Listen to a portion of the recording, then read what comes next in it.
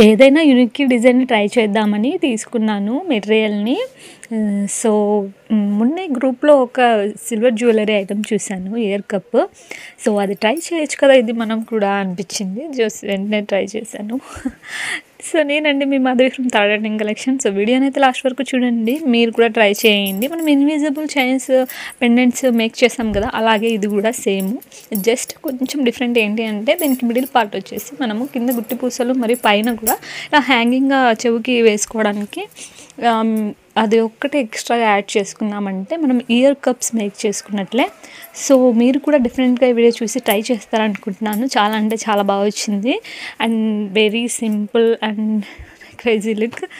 So ఇలాంటి మరిన్ని videos కోసం మన ఛానల్ అయితే సబ్స్క్రైబ్ చేసుకోండి. ఇలా డిఫరెంట్ కలెక్షన్స్ని అయితే మీకు డైలీ అప్డేట్ చేస్తూ ఉంటాను.